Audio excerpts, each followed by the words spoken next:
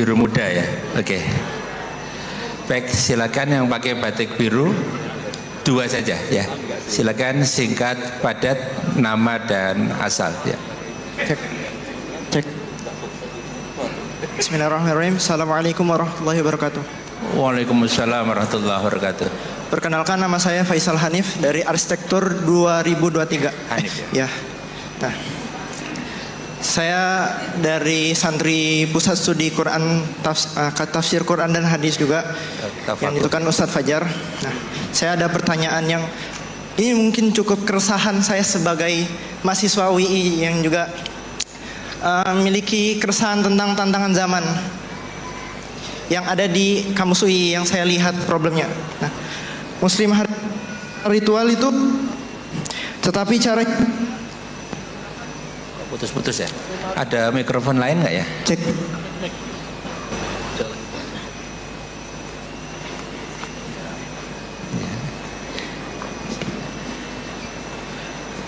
Muslim hari ini secara ritual bertauhid, tetapi cara hidupnya menggunakan moral sekular dan pragmatis.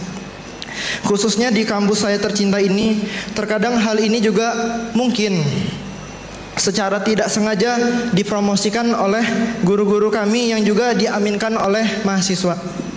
Nah, saya takut bila saja UI itu hanya menjadikan Islam sebatas nama saja.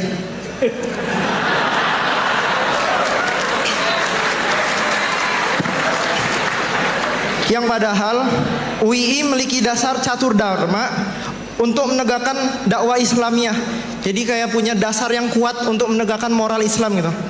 Nah, apakah panjenengan melihat adanya cara menjembatani antara tradisi modernitas, logika, dan visi Quran gitu? Karena ya yang saya cukup resahkan ya di kamus ini, kamus Islam, tapi cukup banyak tantangan moral yang ini tuh bukan Islam gitu. Jadi begitu. Terima kasih. Rektor ya, jauh rektor. Baik, terima kasih Mas Hanif ya. Satu lagi ya Gus Pak ya, sama Prof. Gures ya, sana. Bismillahirrahmanirrahim. Assalamualaikum warahmatullahi wabarakatuh. Waalaikumsalam warahmatullahi wabarakatuh. Perkenalkan, nama saya Kusmiatin dari pelosok desa Kabupaten Trenggalek, Jawa Timur.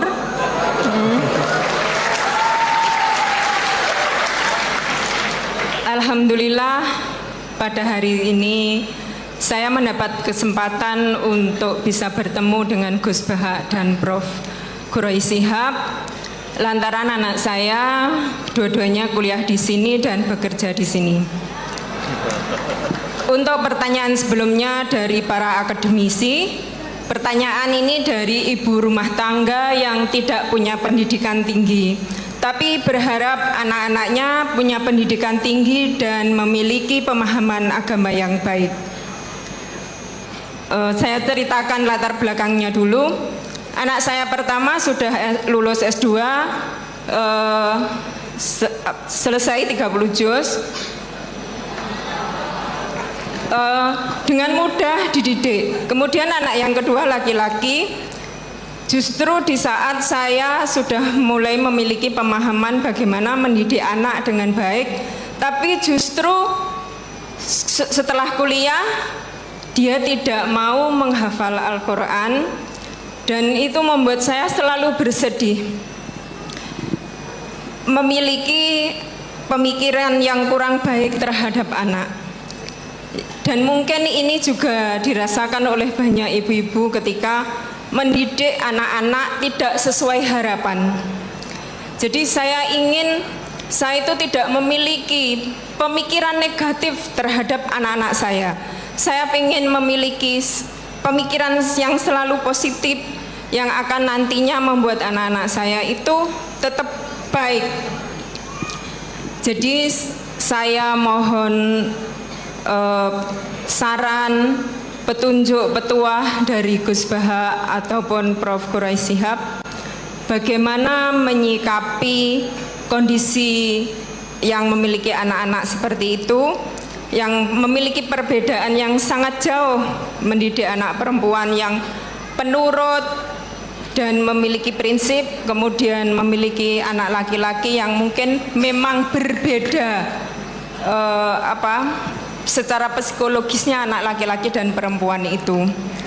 Dan menyentel tadi beasiswa, siapa tahu nanti anak saya yang S2 dapat beasiswa S3 juga di sini. Demikian, dan untuk akhir kata saya juga mohon doanya semoga anak-anak saya khususnya dan anak-anak dari ibu-ibu yang di sini atau bapak-bapak di sini nantinya bisa memiliki putra dan putri yang soleh dan solihah. Amin. Terima kasih. Wassalamualaikum warahmatullahi wabarakatuh. Waalaikumsalam warahmatullahi wabarakatuh. Terima kasih Ibu. Ada dua penanya, Prof. Quraisy dan Gus Ba. Yang satu mewakili anak laki-laki, nah, yang kedua mewakili ibu. Nah, dan temanya tadi serupa, kira-kira gitu. Yang pertama tadi refleksi atas keadaan yang terjadi di kampus kami, ya. Ini viral loh. Kemudian yang kedua, ini bagaimana menyikapi dalam mendidik anak kok beda-beda gitu Bu ya. Ya, kan yang perempuan tadi cenderung nurut, yang laki-laki tadi masalahnya itu tidak lagi mau menghafal Al-Qur'an, kelihatannya gitu yang disampaikan oleh Ibu. Ya, monggo Gus Wak dan Mbak Quraisy. Tadi yang dari UII tadi yang ngeluhkan perilaku anak-anak UI, tapi nggak rektornya tuh yang dimaksud. Saya pikir semua yang bertanggung jawab pasti resah kayak Anda. Jadi Anda ini orang baik karena resah. Jadi ada cerita, ini faktual tapi ideal itu mah nggak pernah ada. Dulu di era Nabi tanpa ngurangi hormat tuh ada sahabat itu unik. Dia sangat mencintai Nabi tapi nggak bisa meninggalkan hobinya mabuk. Jangan ditiru mabuknya, ditiru fakta itu. Tapi dia kalau disuruh mabuk di tempat-tempat kayak gitu nggak mau, dia inginnya deket-deket. Sampai ada orang yang terus bilang, wah dasar kamu khimar. Nggak teruskan monyet loh ya, ini cerita asli ini cerita. Dasar kamu khimar. Pak Quraisy pasti tahu hadis itu terkenal sekali, ada di Bukhari. Wa kana yulaqabu khimaran itu. Ya. Loh ini sudah iya. Saya nggak butuh iyanya rektor karena nggak tahu bilang iya. Butuh iyanya ini. Jadi ini nambah pahalanya Pak Rektor, saya gojlok itu bukan ngurangi pahala saya, nambah pahalanya Pak Rektor. Dan pahala saya dikurangi masih cukup lah, masih banyak.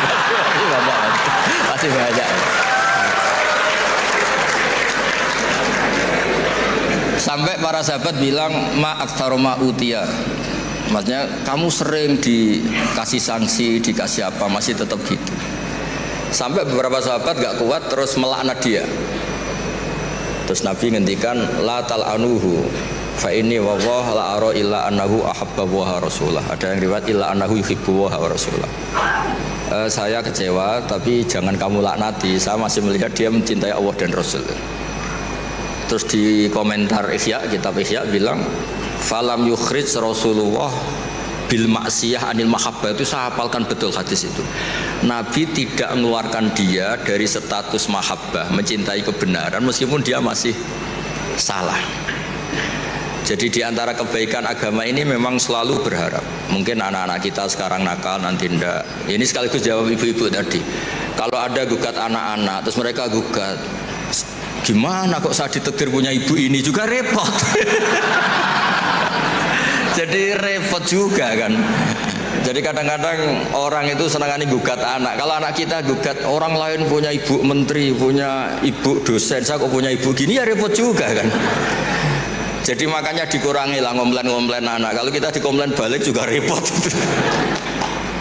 Jadi artinya ya hidup itu memang nggak pernah ideal, meskipun itu di zaman Nabi. Makanya kata ulama, Yang ideal tuh nabinya. Kalau zaman mulai dulu ya sama, di Mekah dimusuhi kafir Mekah, di Madinah dimusuhi orang munafik. Ya tetap saja ada saja yang namanya problem. Karena dunia ini liyabluwakum ayyukum ahsanu amala. Saya sering cerita di mana-mana dan ini nyata, ada kiai yang sangat khusyuknya itu nggak pernah mau punya penanya atau santri cantik. Kalau ada orang cantik nggak mau nerima, kalau orang jelek itu mau dia. Tak tanya kenapa, wah, kalau saya cantik, saya takut syahwat, takut birahi, kalau jelek merongos kan enggak. Terus saya bilang ini dasar kiai amatir, kata saya. Kenapa kok amatir, Gus? Kalau melihat perempuan cantik itu dosa karena birahi, menghina perempuan jelek itu ya dosa karena menghina. Sama-sama dosa. Ada juga kiai itu yang berteman terus sama orang kecil, takutnya kalau berteman orang kaya itu tamak. Ternyata apa? Gara-gara berteman orang kecil mainnya suruh saja, nyuruh-nyuruh terus. Akhirnya dosa kamu istibat, menghambakan orang lain, memperbudak orang lain. Jadi sama, sebenarnya problem semua.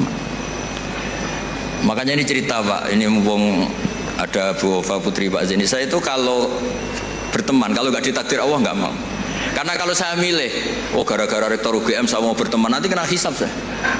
Makanya ulama itu agak-agak angkuh, al ilmu yuk ta'ala. Jadi kalau Allah yang milih itu yang tanggung jawab Allah. Tapi kalau saya yang milih, saya tuh banyak punya teman jadi menteri. Padahal dulu kayak teman-teman Pak Fatul Wahid yang di Kudus yang jadi menteri.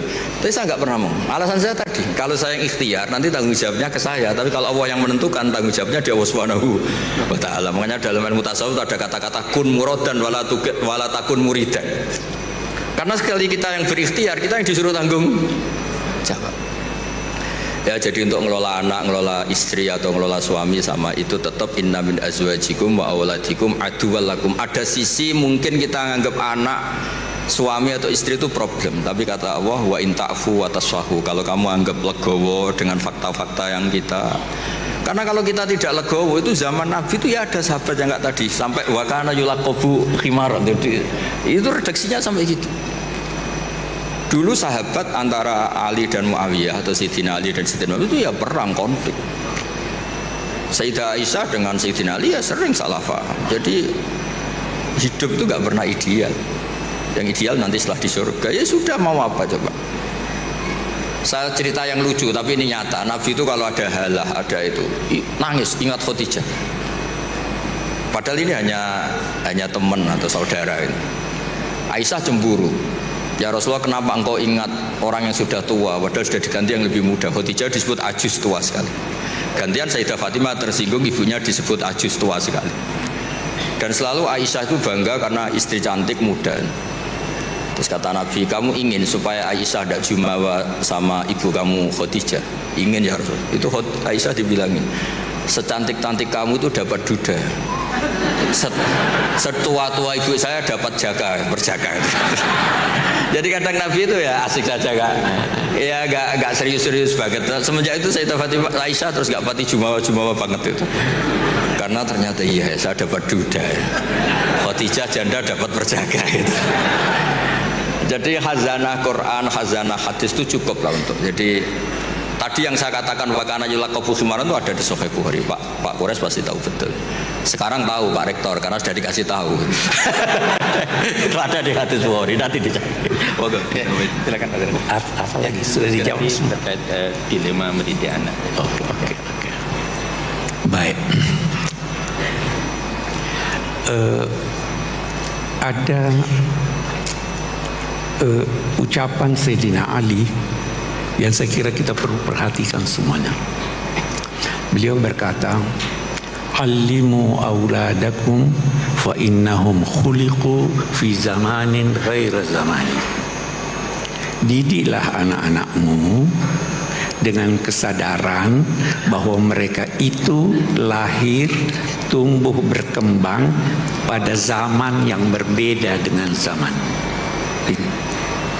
Jadi jangan mau menjadikan anak itu seperti Anda. Kasih dia, pertama ini, kasih dia kebebasan untuk memilih apa yang disenanginya selama itu tidak melanggar agama. Anak saya tidak ada jadi kiai, tidak ada belajar agama, tidak ada. Saya tanya, ini mau hukum silahkan, mau psikologi silahkan, mau komputer silahkan, karena semua ilmu itu baik. Yang menentukan anak itu apa keinginannya, apa bakatnya, kita tinggal mengarahkan. Yang kedua, Bu, jangan bedakan antara anak lelaki dan anak perempuan. Oh, perempuan itu kasnya di dapur, anak boleh pergi. Oh, kamu tidak boleh keluar, kamu perempuan. Laki-laki, oh silakan. Jangan, tolong ukurnya itu agama. Tolong. Tidak membedakan bukan berarti harus sama. Tidak membedakan dalam perlakuan berlaku adil. Tidak membedakan dalam perlakuan memberi biaya yang dia butuhkan, yang wajar untuk dia. Anak laki saya tidak belikan emas dan perak. Tapi anak perempuan, karena itu adalah kebutuhannya. Jadi jangan berkata bahwa oh ya kamu sudah saya beri dulu ini sekian, anak laki minta tidak. Nah, yang ketiga, yang terpenting, bersahabatlah dengan anak. Jadi kalau mau anak taat, bersahabat. Karena kalau tidak bersahabat, dia punya problem, dia ceritakan pada temannya yang tidak mengerti. Tapi kalau bersahabat dengan dia, dia akan menyampaikan saya begini, bisa dibimbing oleh orang tuanya. Karena itu sering-seringlah diskusi, bercanda, apa segala. Pokoknya jadi sahabat supaya dia mau. Saya kira itu yang saya usahakan untuk terapkan dalam keluarga. Mudah-mudahan. Dan satu hal, selama masih ada, ini boleh jadi kita beda. Saya belajar di Al-Azhar. Ada yang berkata begini, Pak Quraisy itu istrinya pakai jilbab, ya kan? Anaknya yang paling tua pakai jilbab. Ini pakai jilbab. Najwa kok enggak pakai jilbab? Ada anak saya belajar di Amerika, dokter spesialis. Waktu dia di Amerika, jangan pakai. Kenapa? Dilecehkan kan? Ya kan? Ada enggak pendapat? Ada jawabannya. Najwa, Abi, saya harus pakai jilbab. Terserah kamu. Ada pendapat begini, ada pendapat begini, ada pendapat begini. Saya tidak mau paksa, karena beragama itu jangan dipaksa, harus kesadaran, ya kan? Bersahabat. Terus itu yang dia jawab, Tuhan tidak bertanya 5 tambah 5 berapa, karena jawabannya cuma satu. Tuhan bagaikan bertanya 10 berapa tambah berapa. Kita bisa beda-beda. Ya kalau dia mau begitu dan itu dia sadari dan memang ada yang berpendapat begitu, silakan, saya tidak bisa paksa. Dia sudah bertanggung jawab sendiri. Anak saya yang laki sekolah di Australia di bidang komputer. Setelah selesai, saya masih ingin dia lanjut. Tapi dia sudah tidak mau lanjut. Saya mau berbisnis, sudah mau ini. Ya silahkan. Jadi jangan paksa anak, tetapi kalau mau sadarkan dia sehingga dia, nah, kenapa dia sadar? Karena dia bersahabat dengan Anda, karena Anda bersahabat dengan dia. Saya kira itu kunci yang saya bisa beri sebagai jawaban. Terima kasih. Terima kasih Gus Wahab dan Bro Kures. Baik, terakhir ini saya ingin bertanya Gus, yang terkait dengan yang tadi Mas Hanif tadi, boleh? Jadi kadang kawan-kawan, ya kawan-kawan dosen itu kan kadang sampai pada kondisi tertentu, kok masih ada mahasiswa yang gini ya, kira-kira gitu. Kemudian saya jawab gini, wong sudah diminta pesantrenisasi, ada pelatihan macam-macam, masih ada yang kelewat, apalagi tidak gitu loh. Supaya teman-teman itu tidak merasa tidak bermakna, tidak bermanfaat. Kita sudah ada pendidikan pendalaman nilai dasar Al-Quran, ada latihan kepemimpinan, latihan macam-macam, tapi kok masih ada yang belum bagus. Nah, supaya teman-teman itu tetap bombong. Kalau saya langsung, kita yang salah kan jadi masalah. Nah, menurut Gus Bak sama Pak Kures bagaimana? Pertanyaannya seperti itu. Curhatnya diterima gitu. Oke, curhatnya diterima Ibu Bapak. Terima kasih. Baik Bapak, alhamdulillah kita selama 2 jam, hampir 2 jam sudah ngaji bersama. Banyak hal yang kita dapatkan dan terlalu banyak kalau disimpulkan. Jadi mulai dari bagaimana, intinya kalau saya simpulkan itu bagaimana kita beragama dengan asyik, nah, dengan bahagia, menjalankan yang fardu ain, kemudian menjaga keseimbangan. Terakhir tadi terkait dengan bagaimana mendidik anak, itu tadi bahwa anak kita diciptakan bukan untuk zaman kita, tapi untuk zaman mereka masing-masing. Bapak, terima kasih untuk perhatiannya, terima kasih untuk kebersamaannya. Mari lagi kita luruskan niat dalam mengaji ini. Mudah-mudahan banyak hal yang kita dapatkan untuk menjadikan kita pribadi yang lebih baik di masa yang akan datang. Terakhir saya ucapkan terima kasih kepada semua pihak, kepada PSQ atas kerjasamanya, kepada semua tamu dari berbagai lembaga yang hadir, terutama kepada Prof. Kures dan Gus Bak yang sudah berbagi banyak hal dengan kita.